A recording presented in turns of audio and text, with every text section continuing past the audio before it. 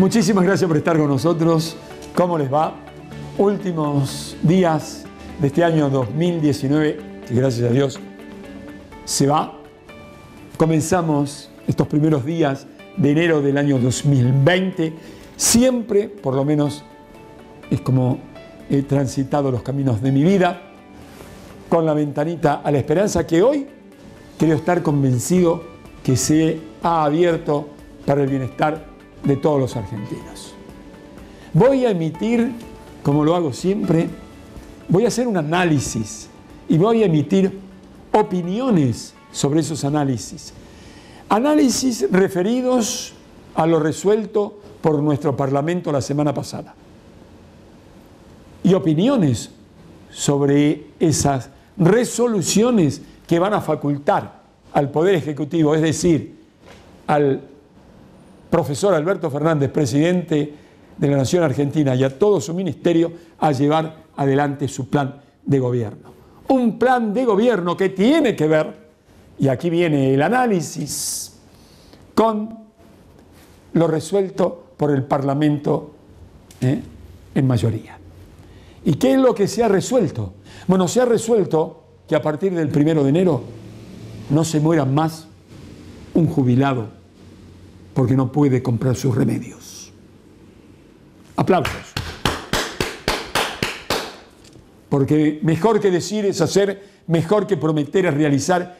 Y si les parece que esto no es un análisis, si les parece que esto no es emitir una opinión sobre la realidad, ¿qué carajo es el análisis? ¿Y cuáles son las opiniones que un periodista debe dar? ¿En función de qué? De la realidad. ¿Qué significa? En función de la verdad, de lo que tanto se habla. Y eso ha resuelto por nuestro Parlamento, fue producto de el sentimiento, de la inteligencia, del ingenio y de la promesa que hiciera el profesor Alberto Fernández. Concreto, a partir del 1 de enero, los jubilados van a poder comprar sus remedios gratuitamente, otorgados los mismos por el Estado argentino. Esto es el Poder Ejecutivo y el Parlamento de la Nación. ¿Se entiende? Muy bien, porque claro, el hombre no es lo que dice bla, bla, bla, bla, bla, bla. El hombre es lo que hace. ¿Se entiende? Hay que aclarar que las medidas adoptadas por el Poder Ejecutivo y el Parlamento son productos de la emergencia nacional que se requiere por haber el gobierno entrante encontrado un país devastado. Como dije la semana pasada, recordar que el gobierno de Macri contrajo la mayor deuda desde Bernardino Rivadavia a la fecha. Estos son números terminantes e irrebatibles. No es bla, bla, bla, bla. ¿Y qué se hizo con esa deuda que contrajo Macri? Nada. Se fugaron 80.000 millones de dólares. Se jugó en la enorme timba financiera. Sigamos con la ventanita de la esperanza que se abrió en este momento de emergencia nacional. ¿Qué más hizo el Poder Ejecutivo con el aval del Congreso de la Nación? ¿Qué más? Bueno, que a la jubilación mínima le dio un aumento en diciembre de 5.000 pesos y en enero de otros 5.000 pesos. Bonos, un bono de 5.000 y un bono de 5.000 en enero. ¿Cuál era la crítica de la oposición? Bueno, pero terminó con la movilidad sacada por ley en el 2017. Ay, Dios mío. ¿Y qué va a pasar en marzo con el supuesto 12% que daba la movilidad? ¿O en junio con otro 12%? Bueno, la emergencia nacional determinará lo que en ese momento va a acontecer. Lo cierto es que el jubilado que cobra la mínima, yo, que afortunadamente no vivo de esa jubilación mínima, tengo este mes 5.000 pesos más. Es decir, este mes tengo el 30% más de mi sueldo. También lo tengo en enero. Ah, pero ¿qué va a pasar en febrero y marzo? Mire, Dios dirá qué va a pasar en febrero y marzo. No tengo dudas ninguna que un gobierno del pueblo, como fueron siempre los gobiernos peronistas, y ahora albertistas, si usted quiere, se cumple con la justicia social. Se piensa siempre primero en los de abajo, Entonces, basta de palabras. Hoy el jubilado termina diciembre con el 30% más de sueldo y en enero con otro 30% más. Y seguramente con una nueva ley a partir de marzo o con una decisión del presidente de la República, no se va a dejar que el jubilado vuelva a pasar lo que pasó hasta ahora. Demostración, señores, clara. ¿O acaso en el sueldo del jubilado que tiene la mínima, al recibir los medicamentos gratis a partir del primero, no hay otro aumento? ¿Hay o no otro aumento ahí? ¿Cuánto gasta un jubilado en remedios? ¿Cuánto? ¿3.000, 4.000 pesos el que menos gasta? Bueno, a partir del primero tiene 3.000, 4.000 pesos más en su bolsillo, le guste o no a la oposición, que conformó un gobierno que destruyó la Argentina. Basta, señores, de egoísmo y de odios. Basta de no ver la realidad. La única verdad es la realidad. Y la realidad es que, a partir de la decisión del Poder Ejecutivo y del Congreso de la Nación, los jubilados vamos a estar mejor. Primero. Ah, sí, pero ¿qué va a pasar en marzo? Mire, señores, ¿qué va a pasar en marzo? Lo decidirá un Poder Ejecutivo, reitero hasta el cansancio, que solo piensa en solucionar los problemas de los que más sufren, de los que más desigualdades están viviendo. Entonces piensa en eso. Tal es así que esta emergencia nacional también hace posible que, y ya se está trabajando desde el Ministerio de Desarrollo, que aquellos que no tienen para comer dispongan de una tarjeta con la cual van a poder comprar alimentos, no alcohol ni otras cosas, alimentos. Se inició en la Argentina, entonces, con el apoyo de muchísimas personas, no solamente del gobierno, ir a la búsqueda de terminar con esa enorme vergüenza nacional que fue el hambre y que es el hambre en nuestra sociedad. Otro hecho concreto y real de parte del gobierno del profesor Alberto Fernández. Terminante. Ah, bueno, eso a la oposición no le gusta, le duele, le molesta que el presidente de la Nación, por estas medidas, dando cumplimiento a lo que prometió en la campaña, sea del beneplácito de la inmensa mayoría del pueblo argentino. Y bueno, ¿qué quiere que le diga? Es un problema de los que siempre se oponen y odian. Y digo esto porque el gobierno anterior del presidente Macri recibió de la oposición, es decir, de los que hoy están en el gobierno, el apoyo para que se pueda transitar el camino de la conducción del país, aprobándole todas las leyes, entre paréntesis, habiéndole aprobado inmediatamente que asumió Macri el pago injusto de los buitres, Bueno, entonces está abierta la ventana de la esperanza con hechos concretos y reales para los que menos tienen. Pero también hay un apuntalamiento definitivo a las pymes. ¿Quiénes son las pymes en un país? Bueno, las pymes, la micropyme y la pyme, la que le da trabajo a una persona, a 2, a 5, a 10, a 20, a 100, son las que dan trabajo al 80% de los argentinos. y que hoy están transitando muy mal, que tienen deudas con la FIP, y entonces ¿qué ha hecho el gobierno?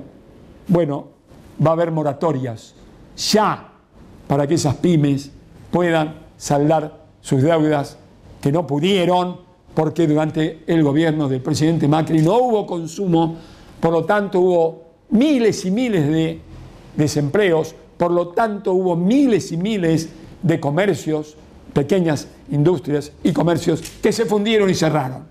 Y por lo tanto se abrió la ventana a la esperanza. Estoy haciendo este análisis de lo que está pasando en materia de Parlamento y Gobierno en los últimos días. Las pymes tendrán asegurado poder saldar sus deudas con una moratoria con la FIP y también tendrán préstamos a bajo interés. Bueno, esto, ¿por qué lo dice usted? Creo que por ahí se dijo, Romano, algún diario. Sí, la mayoría de los periodistas, de mis colegas, lamentablemente no lo dicen.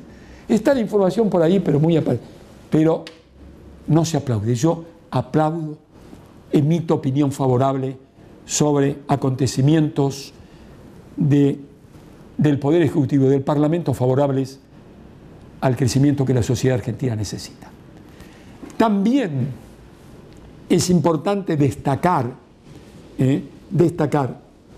el acompañamiento de la Unión Industrial Argentina, de las más grandes empresas de la Argentina, de la CGT, hablo de las mayorías, no hablo de minorías que nos dan soluciones a todo, que las votó el 2% de los argentinos y que después son aliados, generalmente en la historia argentina, de la derecha, porque los polos opuestos, como en la física y en el amor, me gusta decir, y en la política, se atraen, se atraen. Entonces, los grupos estos minoritarios son los que tienen la solución de todos, pero que no pueden solucionar nada, y cuando tienen que votar a favor de leyes, en favor de los que menos tienen, se lavan las manos, o no votan, o critican todo y qué sé yo. Ya saben ustedes a quiénes me refiero. Pero bueno, ese es mi análisis que me hace a mí pensar, apuntalado el Ministerio de Ciencia y Tecnología, el respaldo a la educación que va a comenzar el 2 de marzo y va a haber 180 días de clases en el 2020, no tengo ninguna duda, porque el gobierno respetará fundamentalmente a los maestros y a los científicos. Y entonces el país, a partir de este 2020, se pone en marcha. Por supuesto, cuando se tocan los intereses de los poderosos, ya sabemos que ponen piedras, no tiran las piedras, las ponen en el camino, y van generando dificultades para que no pueda un gobierno del pueblo cumplir con sus metas, que esto es trabajar para el pueblo. Y fundamentalmente, hasta el cansancio, hay que reiterarlo en estos días, es un plan de emergencia nacional, producto de la destrucción de la industria, del comercio, del país, que hay que poner nuevamente en movimiento, y yo tengo fe. Y la mayoría de los argentinos tiene fe, porque por eso votaron al profesor Alberto Fernández. Votaron un plan de gobierno que en principio esté a favor de los que menos tienen, votaron un plan de gobierno para que la educación avance, la ciencia y tecnología avance. Por ejemplo, hay no tan pequeñas cosas para mí, comienza el plan de lectura que el gobierno del presidente Macri había eliminado. Imagínense la alegría que debemos tener los argentinos, y especialmente yo en lo personal, creador de programas con estudiantes, vuelve entonces en cualquier momento, en cualquier medio de la televisión argentina, Encuentro del Saber, con libros, orientando a los jóvenes que lean, porque el que no lee tiene 3 problemas, lo digo siempre. El que se ata a la computadora y al telefonito, que es una herramienta maravillosa, tiene 3 problemas si no leen. ¿Cuáles son, Jorge? Bueno, el primero, hablan mal, todos hablan mal, zafaron. El segundo problema, ¿cuál es? El segundo problema, leen peor. Bueno, todos leen mal y tienen la computadora. Pero del tercer problema no se zafa cuando no se lee. Y este es un problema universal, no es un problema solo de los argentinos. Por eso aplaudo el plan de lectura que vuelve en la Argentina. Lo aplaudo, de pie lo aplaudo, porque de esa manera estamos cubriendo una situación que es una problemática universal, la falta de comprensión, la falta de capacidad de análisis de no solo de lo que se lee, sino de lo que se ve y se analiza y acontece alrededor de cada uno de nosotros en nuestras vidas. Este ha sido mi análisis sobre lo decidido por el Parlamento de la Nación. No solamente lo he analizado y del Poder Ejecutivo, sino que he emitido opinión basadas mis opiniones solamente en la realidad palpable. Si ustedes tienen otra opinión que está diciendo que lo que yo digo acá no se ajusta a la verdad y a la realidad, le ruego que me llame y me lo diga. Entonces, amigos, vamos a hacer una pausa y seguiremos siempre con mensajes, con entrevistas durante el día de hoy que ustedes saben, hacemos desde hace más de 30 años. Jóvenes estudiosos, científicos, médicos, educadores, todo eso tal vez dentro de unos instantes. Atención, país.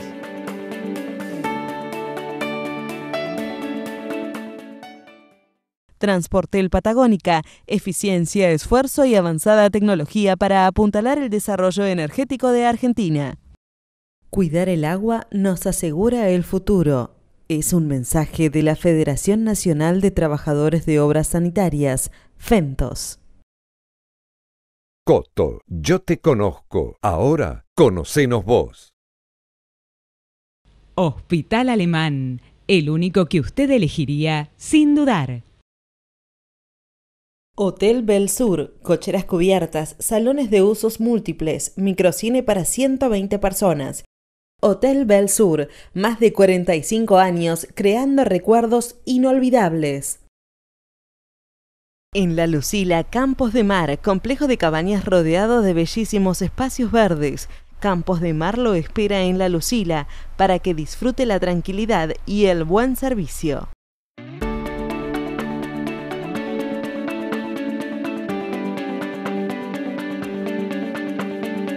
Bueno, Jorge, antes que nada un saludo, nos conocemos hace ya mucho tiempo y yo siempre destaco la tarea que tú realizas en la televisión.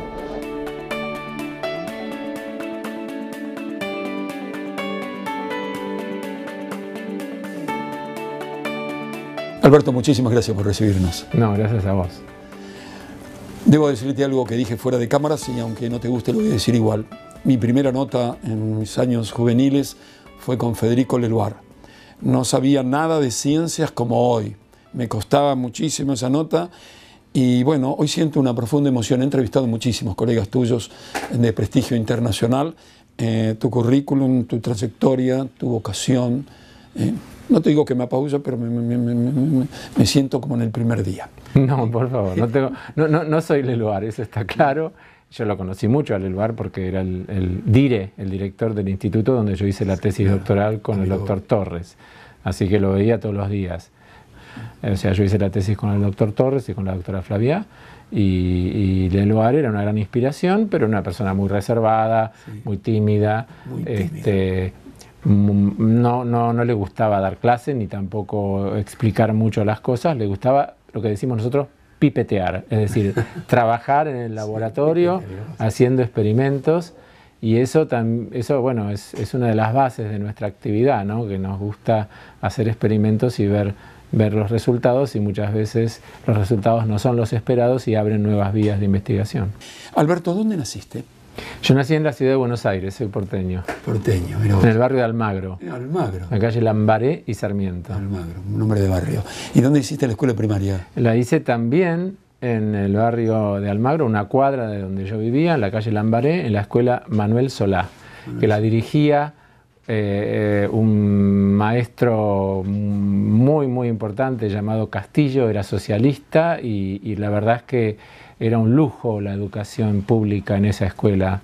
Yo guardo todos los cuadernos desde primer inferior hasta séptimo grado, porque saltamos de quinto a séptimo. Y cuando yo ahora veo esos cuadernos, veo lo que aprendíamos, cómo lo aprendíamos, la profundidad del conocimiento, el entusiasmo por el conocimiento, me emociona. O sea que era una escuela pública maravillosa. ¿Recordás alguna maestra de la escuela primaria? Sí, recuerdo a todos, pero además recuerdo los nombres de todos, pero la verdad es que la persona que más me marcó es el maestro de séptimo grado, que se llamaba Díaz, que era bajito, pelado y que era un enciclopedista absoluto, sabía de todo y nos transmitía a nosotros ese saber. Y además nos enviaba a la biblioteca del barrio, con un cuestionario para resolver el cuestionario, y que después de resolver ese cuestionario, buscando en libros que están en la biblioteca, generaba un documento en prosa que era el ensayo sobre un determinado tema de la historia, la geografía o las ciencias naturales. Él nos ponía todos los días, al comenzar el día, una frase, un refrán, que era a veces en castellano, a veces en otros idiomas y a veces en latín, cosa que en esa época yo no sabía lo que era en latín, pero después cuando entré al Nacional de Buenos Aires estudié 5 años de latín y me enamoré del latín, pero básicamente ya en ese séptimo grado estaba la base de la curiosidad por el conocimiento. Qué lindo lo que dices. Me hace acordar mi maestro Tagliaferro, lo he dicho muchas veces por televisión, del séptimo grado. ¿Y la enseñanza media, Alberto? Bueno, ahí fui al Nacional de Buenos Aires, al Colegio Nacional de Buenos Aires, que fue para mí una experiencia extraordinaria. Fue una adolescencia que viví muy intensamente, no solamente por el aprendizaje, sino también por el compromiso político. Era un periodo de gran libertad interna, pese a que todavía estábamos en la dictadura de Lanusse y Onganía, y sentirme realmente que estaba viviendo una adultez prematura en mi adolescencia. Mira vos. ¿Y cómo eras como alumno en el Nacional Buenos Aires? Era muy buen alumno, pero no era traga. Esa es una cosa que estuve elaborando recientemente. Por empezar, me tocó el turno tarde, que en la mística de aquella época ir al turno tarde parecía como que era de segunda calidad. No, pero para mí fue un descubrimiento espectacular, porque de hecho conocí a mi mujer en el turno tarde, pero además mis hijos, muchos años después, fueron al Nacional de Buenos Aires y también fueron al turno tarde. Con lo cual yo digo que los 4 fuimos al turno tarde, no fuimos al Nacional de Buenos Aires. Porque el turno tarde también permitió unos grados de libertad muy grandes. Uno no tenía que madrugar, podía estudiar a la mañana y después de volver del colegio a la tarde. Y realmente uno veía que los que estaban a la mañana eran más tragas y los que estábamos a la tarde, sin ser menos inteligentes, nos iba bien. Mirá vos. ¿Y entonces la facultad? Bueno, cuando estuve en el Nacional de Buenos Aires en cuarto año, esto lo he dicho muchas veces, tuve una profesora de botánica y biología, Rosa Guaglianone, que falleció hace 3 años, que era extraordinaria porque ella nos hacía conocer las maravillas de la biología, pero descubiertas por nosotros mismos a través ya sea de trabajos prácticos que hacíamos en el gabinete de botánica o a través de lecturas. Y con ella aprendí los primeros pasos de la biología molecular. Estamos hablando del año 1970, justo el año en que Leloir obtuvo el premio Nobel. Claro. O sea que fue un deslumbramiento a los 16 años que en ese momento, cuando disfruté tanto de esa materia y me iba bien y sentía que eso era lo mío, decidí un derrotero que cumplí casi al pie de la letra. Dije, yo voy a terminar el secundario y voy a entrar a estudiar ciencias biológicas en Exactas de la UBA. Sí. Después me gustaría perfeccionarme en Inglaterra y me gustaría volver al país y hacer biología molecular. Bueno, pero vamos a detenernos un poquito en la formación universitaria, porque ahí egresás con 9.46, con 9.47. ¿De licenciado? Sí. Sí, sí. Ahí eras un traga. No, justamente no, era buen alumno. Hice la carrera muy rápido, la hice en 4 años y medio, y venía, claro, con mucha preparación del Nacional de Buenos Aires y, por supuesto, aprendí un montón de cosas nuevas, porque no hay que conformarse con lo que uno ve en el secundario, por más bueno que sea su colegio secundario. Y disfruté mucho, obviamente, del estudio de biología.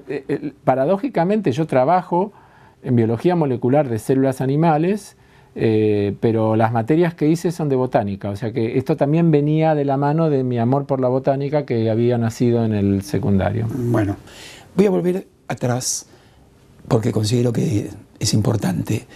¿Papá, mamá viven? No. ¿Cómo se llamaban? Mamá se llamaba Rosita y murió cuando yo tenía 25 años y ella tenía 58. A ver, yo tuve una vida familiar un poco triste en el sentido que éramos 5 y todos se murieron jóvenes. Mamá a los 58, papá a los 66 de un infarto. Yo estaba en Inglaterra en mi postdoctorado y me llama una de mis hermanas y me dice que se murió de un infarto. Qué golpe para vos, sí. Y las dos hermanas se murieron jóvenes a los 48 y a los 46 años, una de asma y otra del mismo cáncer de mama que había tenido mi mamá. Por lo tanto, yo también a veces me pregunto, ¿cómo sobreviví siendo el único sobreviviente? Es una situación que evidentemente se mitigó muchísimo por mi familia, mi mujer y mis hijos y mis amigos, pero es atípico perder a toda la familia, a menos que sea en un accidente aéreo o como ocurrió en la dictadura con secuestros o asesinatos masivos, perder a todos los miembros de la familia en un tiempo tan corto, ¿no?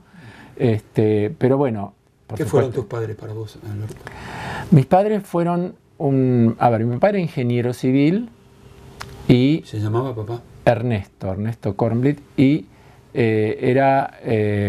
los dos fueron profesores del secundario, o sea que el enseñar estaba en la casa. De hecho, una de mis hermanas, yo soy el menor, la del medio era maestra jardinera y la hermana mayor era computadora científica, o sea que había un ambiente de cierta relación con el conocimiento y con la enseñanza. Pero mi papá era amante de las matemáticas y le gustaba mucho, era una persona... los dos eran un poco chapados a la antigua en el sentido de que, por ejemplo, no se decían malas palabras en casa, cosa que en la casa de los padres de mi mujer eran más modernos, eran 10 años más jóvenes y se decían malas palabras. Era otra generación. Pero bueno, papá tenía un humor muy flemático, muy de juegos de palabras, me hacía jeroglíficos, tenía una relación muy así intelectual con él. Y mi mamá era más temperamental, más primitiva en sus sentimientos, era profesora de geografía, con lo cual yo empecé también a amar la geografía con ella. Y bueno, también fue la que me entró en el amor por el cine, porque en casa se escuchaba música clásica y se escuchaba tango. Y yo escuché de chico tango, o sea que sé las canciones y las letras de tango. No podía hacer lo que ellos hacían, que es escuchar el tango en la radio y jugar a adivinar el nombre del tango, el nombre del autor, el nombre de la orquesta y el nombre del cantante, cosa que yo no podía hacer. Pero por supuesto eran fanáticos de Pugliese, de Troilo, de Di Sarli, era una casa de tangueros. Y mi mamá me imbuyó el amor por el cine, sobre todo por el cine clásico norteamericano y argentino en blanco y negro. Así que yo veía todas esas películas por la tele y las volví a ver 1000 veces. Y también a ella le gustaba mucho Hitchcock y yo me hice muy amante de Hitchcock, o sea que el amor por el cine comenzó tiernamente, sí, de mi tierna infancia. Qué lindo, esa formación cultural en el hogar, en la familia. Así que te pones de novio en el Colegio Nacional de Buenos Aires. Sí, sí. ¿Y cómo se llama? Ethel. Ethel, seguís con Ethel. Sigo con Ethel. Ethel es mi mujer, mi amor de toda la vida y es psicoanalista, como corresponde a una mujer argentina. Pero bueno, y esa profesión de Ethel ha tenido que haber, en compañía o en conjunto con el amor, ese acompañamiento que de alguna manera el joven Alberto, por lo vivido, tal vez necesitaba, ¿no? De alguna manera lo has dicho. Bueno, fue y sigue siendo un apoyo muy importante, pero obviamente con tantos años de matrimonio y de pareja siempre hay que reinventar y reconstruir las cosas porque si no se cristalizan.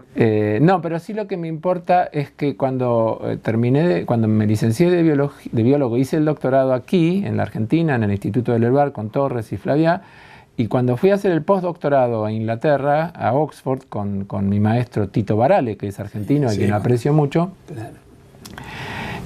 Obviamente ese periodo de postdoctorado era más un proyecto mío que de ella. Y fuimos con mi primer hijo, con Juan, que tenía 1 año y medio. Pero bueno, significó un cierto sacrificio para ella y un poco el acuerdo era que al volver a la Argentina ella iba a poder retomar su carrera y así lo hizo. O sea que hay veces que en estos proyectos vocacionales o profesionales hay que ceder en un momento y después ceder en el otro. O sea, no es para toda la vida. ¿Cuánto tiempo estuvieron con él? 3 años. En Inglaterra, 3 años. En algunos... y nos tocó la guerra de Malvinas. ¿Y cuántos hijos tenés, Alberto? Tengo 2 hijos varones, Juan y Oliver. ¿Y qué hacen los...? Juan hace historia económica y hizo su doctorado y es investigador adjunto del CONICET.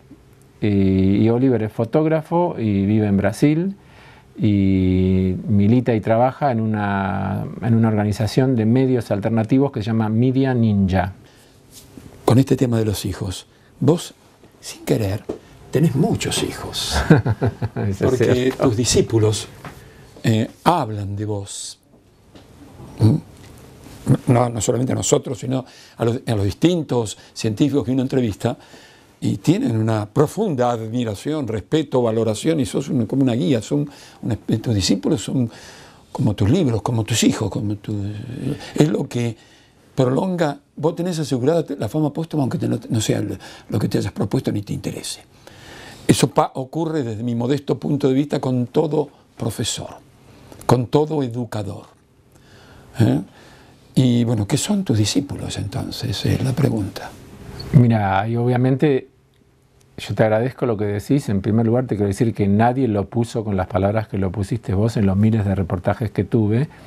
Nadie me lo planteó así porque además tiene un grado de emoción muy grande. Hay evidentemente 2 universos de discípulos. Están los alumnos que pasaron por las aulas de la materia Introducción a la Biología Molecular y Celular durante los últimos 35 años, y están también los discípulos específicos de mi grupo de investigación que se han ido formando en sus doctorados y que algunos se quedaron después afuera o volvieron aquí o tienen sus propios grupos de investigación. Sobre los primeros quiero decir que esa docencia universitaria de grado siempre para mí, y no solo para mí, para muchos otros, fue una militancia en el sentido de entender que si uno tuvo el privilegio de ser formado en una disciplina científica aquí y afuera, la manera primera de devolverle al país es formar nuevas generaciones y transmitir la pasión por la ciencia, la pasión por el conocimiento, que en mi caso se da a través de la biología molecular y celular, pero que después puede ser utilizada para cualquier disciplina. Y en este sentido no tengo un sesgo. Para mí pensar es válido en la abogacía, en la medicina, en la arquitectura, en la química, en la física o en las ciencias sociales. Entonces lo que vemos en esa materia es la aventura del conocimiento y en la que cada año, cada uno es distinto. O sea, ellos siguen siendo siempre jóvenes, nosotros somos cada vez más viejos, pero también hay una manera de comunicarse y de permitir también entrar. Todo esto lo saben los profesores. La mejor recompensa que tiene un profesor es cuando ve que a los alumnos que no entendían algo pasan a entenderlo y se produce una sonrisa muy especial en la cara. No es una carcajada, no es una risa, es la sonrisa de haber comprendido. Y eso es maravilloso. Y ahí tenés otros ejemplos que te encontrás en la cola del cine, por ejemplo, con una persona que se te acerca y dice: profesor, yo cursé su materia, me cambió la vida, qué sé yo, no seguí después biología, ahora trabajo en un banco, o ahora soy contador, o ahora me dediqué al teatro, pero igual pasar por el aula me cambió la vida. Entonces eso para cualquier profesor es una maravilla, porque implica que la impronta queda independientemente de la profesión o la disciplina que siga la persona. Así que te lo agradezco mucho. Yo lo voy a resumir con una frase que no es mía obviamente, pero que yo adopto, es que uno no enseña lo que sabe, uno enseña lo que es. Uno es así. Entonces, eso es lo que enseña. ¿Cómo definís o qué es la ciencia? La ciencia no es una meta, es un camino. Y ese camino, ese andar a través de la investigación científica, aparte de todo, es fascinante. Además de la investigación, Alberto, hoy, con los adelantos tecnológicos que acompañan esa investigación, la tecnología, la creatividad no ha dejado de ser importante, forma parte. Sí, por supuesto, porque la ciencia es una actividad humana, los animales no la practican. Por lo tanto, por ser humana, tiene un componente de la subjetividad que es muy importante, que obviamente hay que restringir al momento de sacar conclusiones, pero hay que liberar a través de la originalidad y la creatividad al momento de hacerse las preguntas. O sea, la ciencia está basada en preguntas o en hipótesis, y la variedad o la calidad o la originalidad de esas preguntas tiene que ver con la creatividad. Luego, las respuestas pueden no ser las esperadas, y generalmente cuando no son las esperadas es cuando se abren nuevas líneas, pero la creatividad está en esa parte, en donde la subjetividad me estimula a hacer preguntas que nadie se hizo antes, o a replantearse preguntas y alguna metodología para tratar de responderlas que aún no han sido respondidas. Hace muchos años, Alberto, entrevistando a tus colegas, haciendo programas con personalidades en el tema del genoma humano y con 150 chicos detrás que hacían preguntas, asustaba en principio al gran público este tema del genoma. De alguna manera vos sos un experto, a través, has hecho algunos descubrimientos, y hace varios años, incluso cuando te entrevisté hace 20 años, ya este corte y empalme fue un descubrimiento tuyo, creo entendido. Si no es así, corregime, o la gente que fue. Ya sé que la ciencia es una cadena de eslabones, pero a ver, contame un poquito esto, cómo avanzamos a partir del ADN. Bien. Voy a tratar de explicarlo con términos sencillos, pero tengo que explicar algunas cosas antes. La primera es que todos los seres vivos, incluyendo los humanos, estamos compuestos por células, que son estructuras muy pequeñas, que solo se ven al microscopio, que son la porción más pequeña de materia viva. En esas células hay una región llamada núcleo donde se encuentra el ADN. Y el ADN es como una especie de libro de instrucciones. Es una molécula química que todo el mundo más o menos conoce, que tiene información genética. Todo el ADN de un núcleo, de una célula, está fraccionado, si se quiere, o separado en segmentos que llamamos genes. Cada una de nuestras células, por ejemplo, tiene más o menos 20.000 genes. Y todas las células tienen los mismos 20.000 genes. Ahora, ¿cuál es la función de un gen? Es dar la orden para que fuera del núcleo, en el citoplasma de la célula, se fabrique una dada proteína. ¿Y qué es una proteína? Es otra sustancia química que es lo que yo siempre llamo el laburante de la célula. Las proteínas son las que cumplen las funciones, las que hacen que una célula muscular se contraiga, las que hacen que una célula del sistema nervioso transmita un impulso, las que hacen que una célula del corazón lata, las que hacen que una célula del hueso produzca una sustancia sólida y firme para que no nos caigamos al piso. Entonces, cada gen da la orden para fabricar una proteína.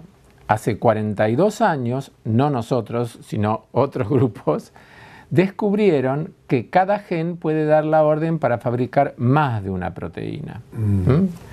Por lo tanto, si hacemos una matemática simple y esto fuera cierto, si hay 20.000 genes por célula, el número de proteínas posibles es mayor que 20.000. Claro. Porque cada gen puede dar 2, 3, 4, 5, a veces cientos. Ese fenómeno, que es un mecanismo muy complejo, es el que estudiamos nosotros desde hace, no 40, pero sí 30 años. 30 años. Sí. Entonces, ese fenómeno se llama splicing, en inglés, que quiere decir corte y empalme, como vos dijiste, alternativo, que quiere decir que un dado gen puede fabricar alternativamente una proteína u otra, una u otra, o ambas dos en distintas proporciones, o 3 o 4. Y es muy importante este mecanismo del cual voy a hablar, porque está muy expandido en nosotros, en los mamíferos y en los vertebrados, pero está menos expandido, por ejemplo, en los invertebrados, en los insectos, en los gusanos. Eso explicaría por qué nosotros somos bastante más complejos biológicamente que un insecto, que un gusano. ¿Por qué?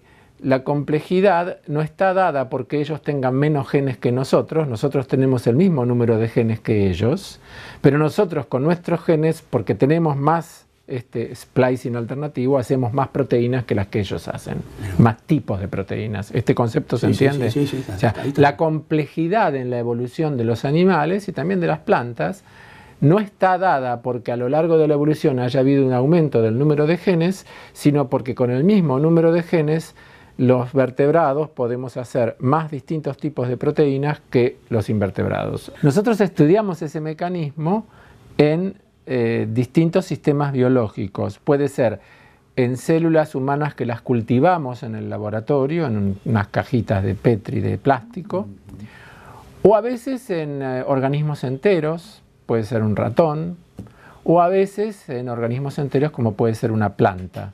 No tenemos en nuestro grupo de investigación limitaciones prejuiciosas sobre qué sistema usar. Usamos el sistema que mejor nos permita responder a las preguntas que tenemos.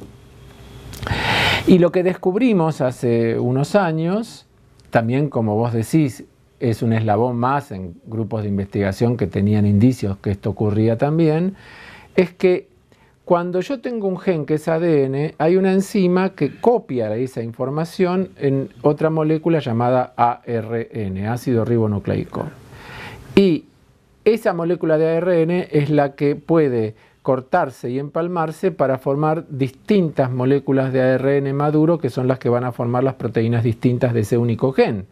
Lo que nosotros encontramos es que la velocidad con que la enzima va a copiar al ADN, al gen, condiciona, determina cuánto se hace de una proteína respecto de la otra que está codificada por el mismo gen. Esa velocidad en las plantas, perdón, es una irrespetuosidad interrumpirte, eso en las plantas. No, eso pasa en todos. Lo que pasa es que recientemente, porque habrás visto, está ahí. Recientemente Micaela Godoy Hertz, Ezequiel Petrilo y Guillermina Kubasca, que trabajan en plantas en mi grupo, encontramos que ese fenómeno que ocurre tanto en plantas o animales, en las plantas tiene una particularidad bastante novedosa, que es que en la luz de día esa enzima va más rápido que de noche. Y eso altera la proporción de las proteínas codificadas por cada gen. Así es que nosotros, la verdad es que nos pusimos muy contentos por encontrar eso, porque es en un organismo entero, es la planta entero. Pero este control de la velocidad también ocurre obviamente en los animales y en los humanos, y hay una línea de investigación que aún no hemos publicado, pero que es muy importante porque puede aportar a una terapia combinada para una enfermedad humana que es hereditaria y que es muy disruptiva, que es la atrofia muscular espinal. No voy a explicar los detalles, pero quiero decir que si nosotros controlamos la velocidad en las células de los pacientes o en ratones, y lo llegamos a controlar en los pacientes también, podemos ayudar a la cura que ya existe o a que mejore la cura por otra sustancia que inventó el colega uruguayo, o que descubrió, perdón, no es inventar, el colega uruguayo Adrian Kreiner. ¿Curar o tal vez demorar también? Depende cuándo se aplique el tratamiento de Kreiner. Si se aplica muy tempranamente, si hay un diagnóstico muy temprano genético en el bebé recién nacido, la cura es casi del 80%. O para tener una idea, pero esto es cosa de él, ¿no? Con este nuevo tratamiento que está basado en la biología molecular y en el splicing alternativo, si al bebé que por tener esta enfermedad hereditaria moriría a los 6 o 7 meses de vida, a menos que fuera traqueotomizado y ventilado externamente porque sus músculos no funcionan, ahí podría vivir muchos años, pero postrado o postrada. Si el tratamiento se hace tempranamente, tenemos películas donde hay niños que con 4 años sobrevivieron y andan en triciclo. Ah, bueno. Es la primera cura de una enfermedad neurodegenerativa en el mundo, y Adrian Kreiner es un absolutamente multipremiado investigador. Sí, es amigo mío, es muy amigo, y estamos colaborando, sí. claramente el genoma es muy importante para diagnosticar, para curar, etcétera, pero no es tan importante para saber si una persona que nace va a ser músico o va a ser actriz o actor o va a ser biólogo. Porque la interacción de los genes con el medio ambiente desde la vida intrauterina es crucial en el fenotipo que va a surgir de esa persona, sea el fenotipo físico como el cultural, afectivo, ideológico, etc. Con esto que me estás diciendo, ¿dejaré alguna vez alguien será igual a otro? Porque el genoma pareciera haber demostrado con las investigaciones de ustedes que no hay ningún ser humano igual a otro. Bueno, hay grados, por supuesto. Hay grados de similitud y grados de diferencia. Sí, ningún ser humano es exactamente igual a otro, ni siquiera los gemelos univitelinos que tienen el mismo genoma idéntico. Y te voy a contar una anécdota que solo con esta anécdota uno se convence de que ningún gemelo es idéntico a otro. Yo estaba dando una clase de esto en un colegio secundario de divulgación en el interior de la provincia de Buenos Aires. Y había chicos y chicas del secundario y cuando llego a este tema pregunto si en el auditorio hay algún par de gemelos. Se levantan dos chicas idénticas que son gemelas, que tienen 16 años y me dicen sí, somos gemelas. ¿Y ustedes son iguales? No, dicen, no somos iguales, son gemelas, tienen los mismos genes. Y una me mira a mí y dice, ella llora por cualquier cosa. Te das cuenta que eso desmitifica. Si llorar por cualquier cosa es un grado de sensibilidad que una tiene y la otra no, es que no son iguales, por más que tengan los mismos genes. La otra dice, ella llora por cualquier cosa.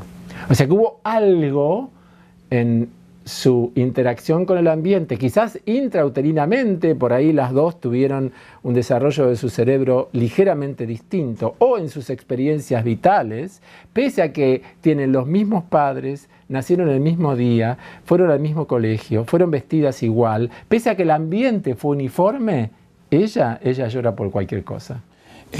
Alberto, tu actividad científica, de docente, es muy grande e importante. Ahora sos director también en el CONICET.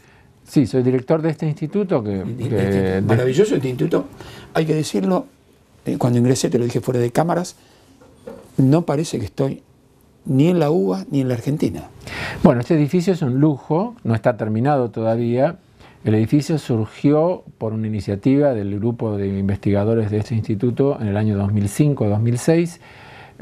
Todas las etapas previas hicieron que se comenzara a construir en el 2011 y todavía no está terminado, pero sí, es un edificio que fue pensado para hacer investigación y que va a albergar, ya alberga 150 personas y vamos a hacer 250 personas trabajando en condiciones muy buenas.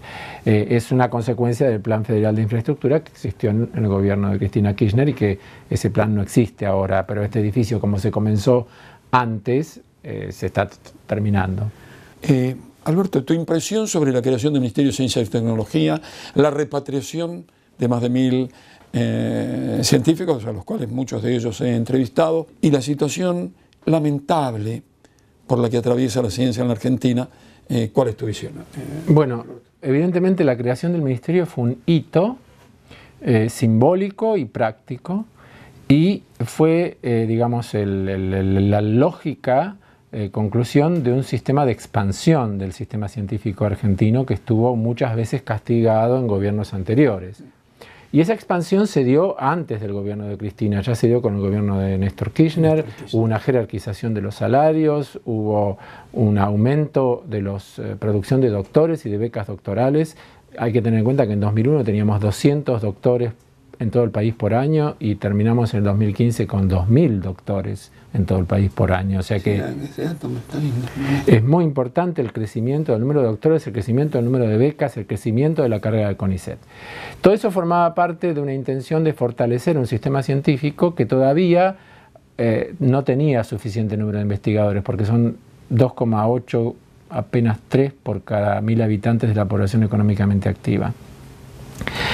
Y obviamente había algunas dificultades de financiamiento, pero incomparables con las que empezamos a vivir con el gobierno de Macri. Porque en el gobierno de Macri se produce un ajuste en diversos aspectos. El primero fue una reducción de 500 puestos de ingreso a la carrera del CONICET, lo cual fue abrupto, no correspondió a un cambio de política en la carrera del CONICET, sino claramente a un ajuste presupuestario, porque quienes en ese momento se ilusionaron, gran parte de la comunidad científica, que esa reducción en número de puestos iba a ir acompañada por un correlativo aumento de presupuesto de funcionamiento y de subsidios, no ocurrió. Hubo reducción también en lo otro. Entonces, eso generó una situación en la cual se paró la inmigración de científicos, se pararon nuevas obras, los subsidios para poder trabajar que da la Agencia Nacional de Ciencia y Tecnología están absolutamente devaluados, no hay actualización, mientras en 2015 cada subsidio muy competitivo eran más o menos $20.000 al año, ahora son 6.000 o 5.000, con eso no se puede comprar suficiente cantidad de reactivos que están dolarizados, por lo tanto es un ajuste en todos los ámbitos que ocurrió en los últimos 3 años y medio. Tuve una entrevista con una funcionaria de la OCDE, una funcionaria española, y en un momento dado, cuando les contaba todo esto, que ellos lo saben, pero querrían escucharlo desde mi visión, y hablaba de hacer reformas en el CONICET, yo le decía, bueno, un momento, hoy el sistema científico está en terapia intensiva. Lo primero que hay que hacer es sacarlo de terapia intensiva y luego vemos qué dieta alimentaria le damos. Porque uno tiene un enfermo en terapia intensiva, no va a empezar a decirle sí, tiene que comer esto, tiene que comer aquello para no enfermar más. No, primero hay que sacarlo de terapia intensiva. O sea, obviamente que esto genera una fuerte presión y expectativa para el gobierno. Y somos conscientes de eso. Que una situación del país con hambre, malnutrición, 2 dígitos de desocupación, etcétera, parecería ser utópico, pero sin embargo no lo es. Sería bueno destinar gran parte del presupuesto nacional a recuperar los niveles de financiamiento, por lo menos de 2015, porque en realidad la actividad científico-tecnológica, la investigación, si se sostiene en el tiempo, va a dar frutos que permitan agregar valor agregado a la producción primaria. Como está demostrado en todo el mundo. Está demostrado en todo el mundo. Entonces, como decían los indios, no nos podemos dar el lujo de no promover la ciencia por más que tengamos situaciones de pobreza, porque además esas situaciones de pobreza están claramente contrabalanceadas por situaciones de riqueza. La gente habla del aumento de la pobreza, pero habría que ver cuál fue el aumento de la riqueza en unos pocos que hacen que... Hablaste de la India hoy es la 6ª economía del mundo, ¿no? Entonces, yo tengo gran expectativa, obviamente en el gobierno de Fernández. Sé que va a ser difícil, pero creo que va a haber que tomar ciertas medidas que reviertan en 180 grados la política de ajuste, porque además hay generaciones de jóvenes científicos que fueron formados por las becas del CONICET, doctorales y postdoctorales en este país, y que golpean las puertas para entrar al sistema científico y se los está dejando y decepcionando afuera. Y para mí, bueno, en relación a tu pregunta anterior sobre los discípulos, está claro que eso es una prioridad estratégica.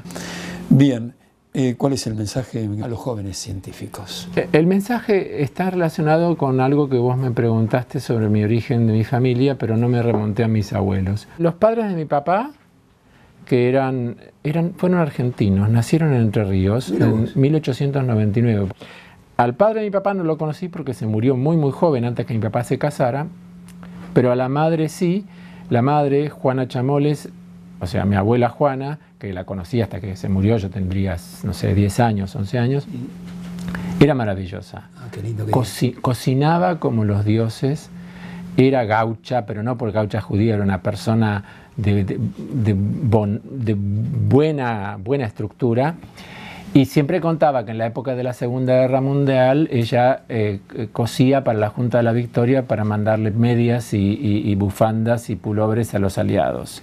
Y cuando decimos los aliados, eran los aliados ingleses, norteamericanos y rusos. Y era comunista. A los abuelos paternos también, por supuesto, los conocí más, pero ellos nacieron en Ucrania y vinieron a la Argentina en 1905. Son de la misma generación que mis otros abuelos, simplemente que vinieron sus padres embarazados de ellos. Pero entonces, ¿qué pasa? mis orígenes están muy tempranamente en una inmigración que no tuvo que ver ni con la Primera Guerra Mundial, ni con la Segunda Guerra Mundial, ni con el nazismo. Tuvo que ver con los pogroms del zar en Rusia. Mi abuela materna siempre decía, yo salí de Rusia por Francia clandestina. Y la palabra clandestinidad, cuando yo era chiquitito, me resonaba como algo de aventura, como si fuera Sandokan, qué sé yo. Entonces, eso indica que, además de lo que dije antes, que uno no enseña lo que sabe, sino lo que es que uno tiene un lugar en el mundo. Y este es, para mí y para muchos, mi lugar en el mundo. Por lo tanto, todo lo que yo intente hacer, que es hacer ciencia, hacer docencia y hacer política académica, está relacionado a la concepción de que este es mi lugar en el mundo. Y eso es lo que yo quisiera transmitir a los jóvenes. El mensaje es, si realmente quieren hacer cualquier cosa que les guste hacer, deportes, ciencia, profesión liberal, lo que fuera, hay un lugar de pertenencia, hay un lugar en el mundo que por más que tenga miserias, por más que tenga dificultades, es el lugar que uno quiere aportar para transformar. Y ese es lo que a uno lo sostiene. Porque si no, claramente uno tiene una buena educación, chau, se va afuera y hace su carrera afuera, que es muy fácil y muy común entre los científicos. Bueno, a mí esa opción, a menos que me echaran de aquí, no me pesa, yo quiero y quise siempre tratar de generar, en cierta medida como hizo Leluar y como hicieron Hussein, la propia ciencia desde aquí. Terminamos brindando y vamos a brindar con mate cocido. Dale. Vos tomás mate cocido también. Que se haga entonces, por la vida. Por la vida. Y ahora sí, porque tenés muchas actividades, esto termina, si me lo permites, con un abrazo. Que es un abrazo a la ciencia y al ser humano. Me hiciste sentir muy bien, ¿eh? Sí, si me lo decís vos. Ha sido un placer grande que me hayas recibido y me hayas dado la nota. Yo te agradezco mucho, me me agradado muy cómodo. Y lo que me has dado es el premio. No, y te juro que el tema de los hijos discípulos, así como lo pusiste vos, nadie me lo hizo hacer. Eso me resultó muy emotivo.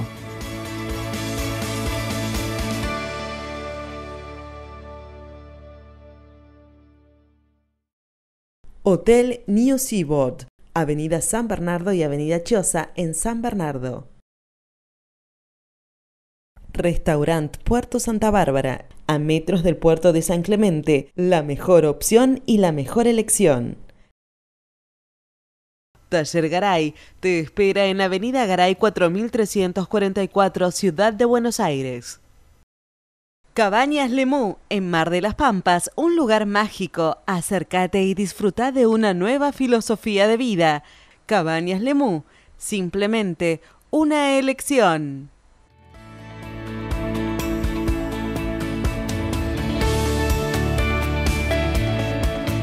A las pálidas las dejamos de lado, esperanzados con una sonrisa.